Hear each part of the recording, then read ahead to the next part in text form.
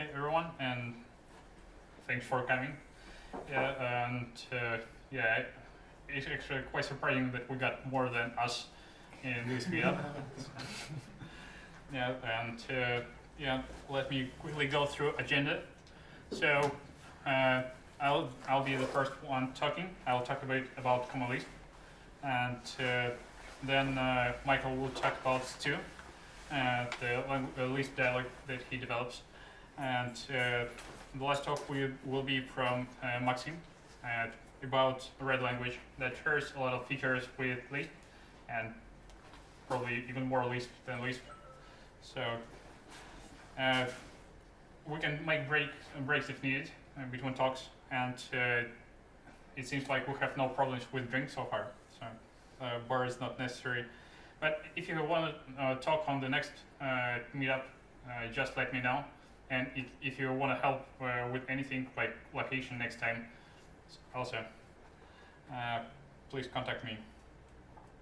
Yeah, so my talk will be about Common Lisp and how many people actually used Common Lisp. Okay, at least some people didn't, and that's nice. Yeah. So it will be more experience report for me because I'm not a pro Common Lisp developer. It's more like a feature that I find really fascinating when developing and compare it to mainstream languages that I use on my daily work, for example. And yeah, when you don't have a really good computer science background, then it's really easy to lose the sight of technologies that were developed a while ago. So you check out Hacker News, and for example, if you use JS, right, what you see like, oh, we have promises, or like, event loop, generators, virtual DOM, and you think that it's all new and, well, it wasn't there before, right? And this is how you imagine the world, right? It was like from the Middle Ages where there was nothing, mainframe cards, and then we are in the bright future, then where we have fascinating languages to work with.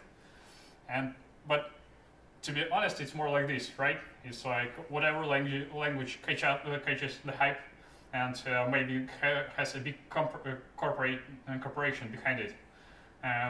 The one is the one that gets the majority and gets a lot of developers.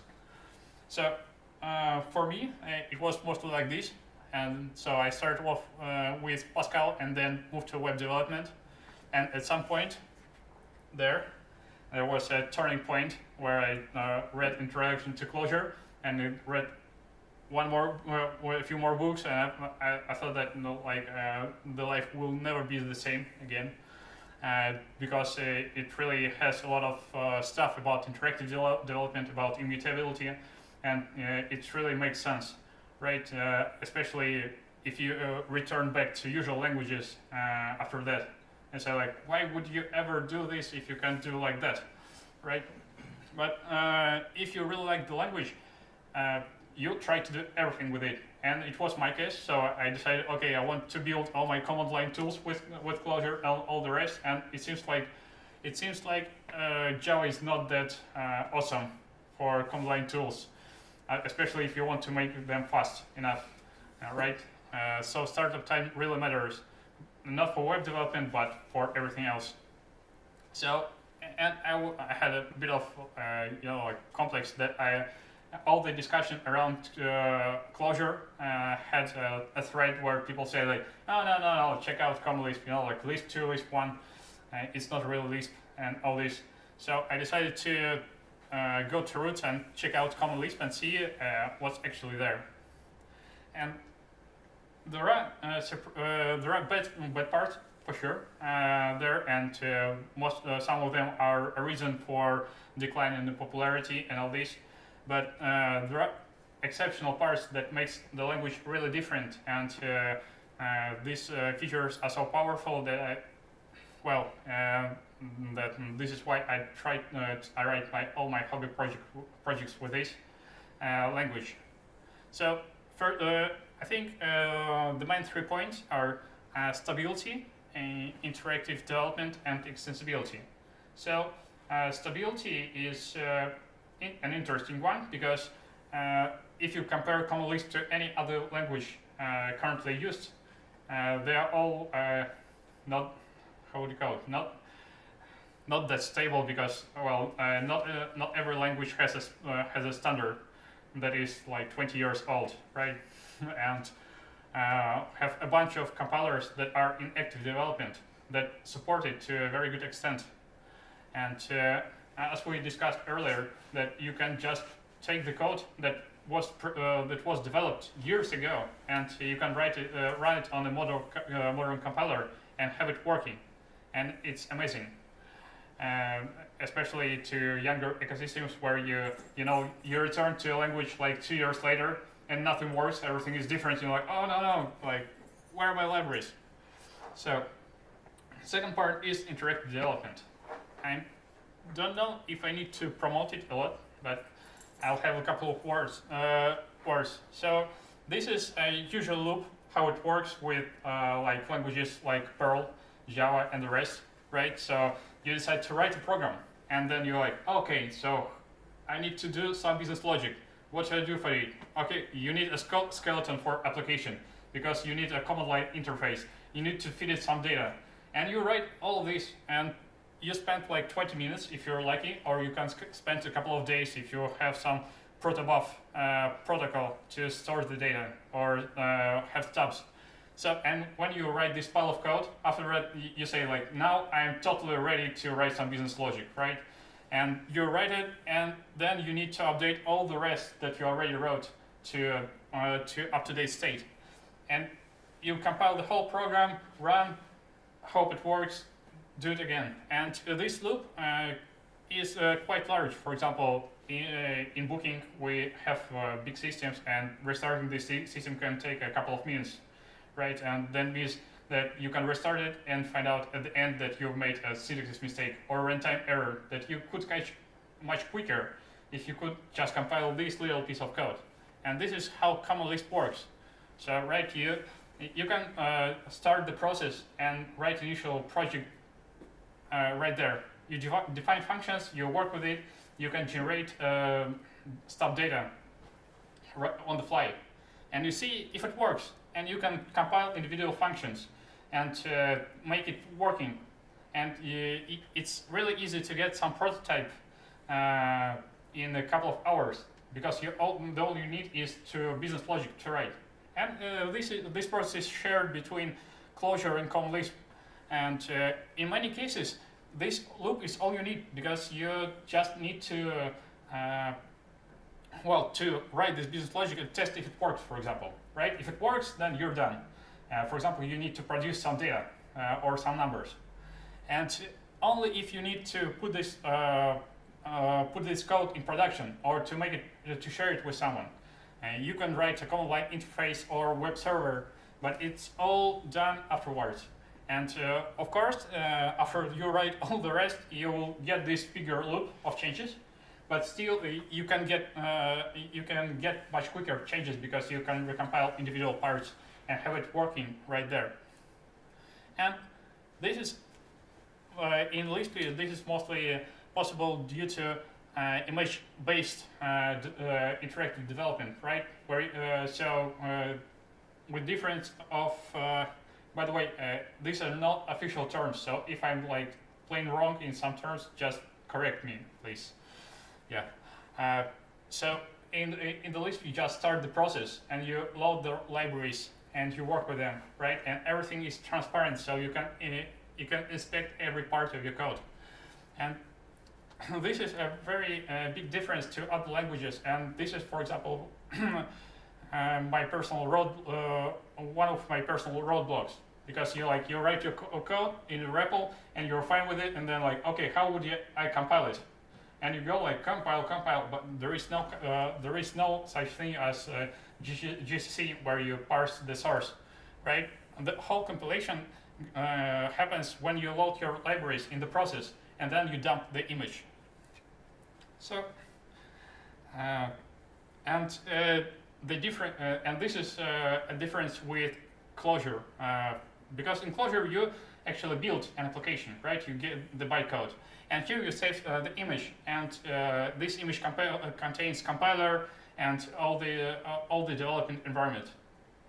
And well, the startup time are really fast. So if you write your command line tools, they will start in 30 milliseconds or something like this, which really makes much more sense for me.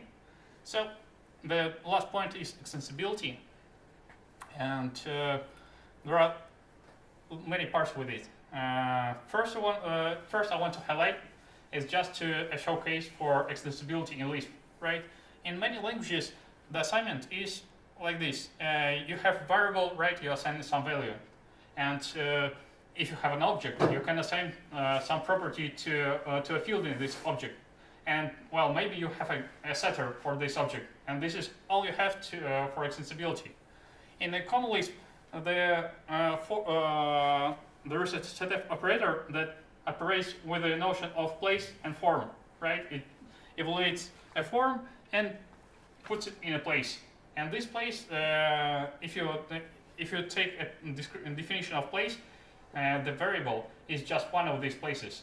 So you can assign the variable, but for example, a function call can be a place, or any accessors to to the slots can be defined as place, right? And what's more, you can define your own function that will work as place, or you can define a completely custom form, customized form that will work like this, and that makes it's another layer of abstraction where you can place your logic that will be impossible in the cases like a plain assignment.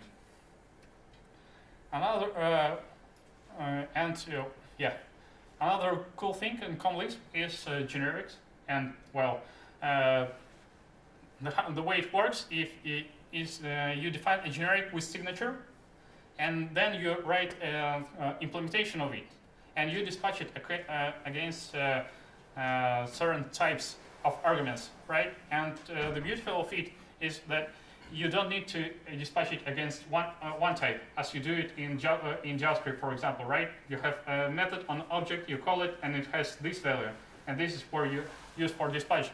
Here you can dispatch against all the arguments, and the fact that it is taken away from the object definition makes it really powerful in the sense that you don't need to extend object. Right? You can write a function definition, you dispatch it on any object that you can. You can take a readily available external library, and if you can take object signature, you can already write new functionality on top of it, and you don't need to inherit from objects. For example, you have a DOM tree and you want to print it your own unique way. You can define generic and then define concrete types that will print your function in the way you want. The other extension point that is really awesome is that generic support aspect-oriented programming. And that brings yet another extension point. For example, your library can define certain operational and generic functions. And then you don't need to override this function or something. You can just say, okay, when delete post function happens in that library, after that I want to, well, do some IO, for example. And you don't need to couple this. It will be right there in your code. The last bit is objects, and the cool feature of it is that once you detach method from objects, you really have much less problems with multiple inheritance, for example, right? You have only slots. You don't have collisions in methods or in signature of these methods. It's just, and that makes it really simple to define, for example, classes like color rectangle, which has two mixins that are just backup properties, and then you can have a generic paint, right? And then, for example, with aspect-oriented programming, you can dispatch against color rectangle and set up all the color facilities, and then you can render rectangle with other code, and it will be totally decoupled, and you can for example, produce all other shapes. So this makes it really easy to decouple functionality. Yeah, and yeah, the last bit is macros. So in usual C-like languages, for example, you want to define a widget, right? And you write the boilerplate code, and you might be asked like, okay, so where is the duplication? And you say like, there is none, right? It's just like I need to write a class definition. And the fact is that if we look at it from a common Lisp perspective, it's just only those red parts are unique. All the rest is duplication, right? You just write the same class word, constructor, and all the rest. Wouldn't it be nice just to say def widget, define parameters, and write stuff? And this is what macros allow to do, to define new control structures and to hide some compile time, some things that could be done compile time, or define or remove boilerplate code that makes your code really dense. Yeah, so this was good parts, and the bad these are a couple of messy parts.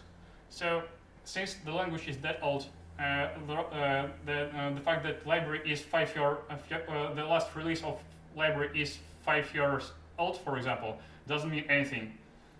It's like fresh new, or at least not that old, right? And a lot of really popular libraries on the common Lisp standards have some problems with documentation, for example, or it's written in not in a nice way. So, and Quick Lisp is a relatively recent improvement, right? So for a long time in terms of common Lisp history, they just say like, okay, you just download your system, you place them somewhere, you load them, right? And it was a pain point. And since language was built as a unifying platform for all the dialects, of course it has some features that are not coherent or like not as nicely built as in Clojure, for example. But yeah, it's what we have to live with. And yeah, as a conclusion, if you never try out Lisp but want to just read about language, I think the best book ever written is Practical Common Lisp. I use it as a reference all the time, and whenever you want to understand like why things work the way they work, most probably in Practical Common Lisp you will find a good explanation for it, and it's available online. If you want to understand how the Common Lisp object system works, I think the other great book is The Art of Meta-Object Protocol, because it really defines all the reasons why it was done in the way it was done, and why it even features the implementation of simplified Common Lisp object system. So they discuss, okay, this is why we do this, or this is how we do inheritance. And the rest links. So these are GitHub projects if you want to quickly bootstrap a project or write a script. And Roswell is actually implementation manager for Common Lisp now. So it's easy to install different implementations and play with them. And yeah, Lisp and Lisp games are where most Common Lisp developers alive hang out, at least the place I'm aware of. And I'm personally mostly sit on small community for ants.com. Yeah, and this is it. Thank you.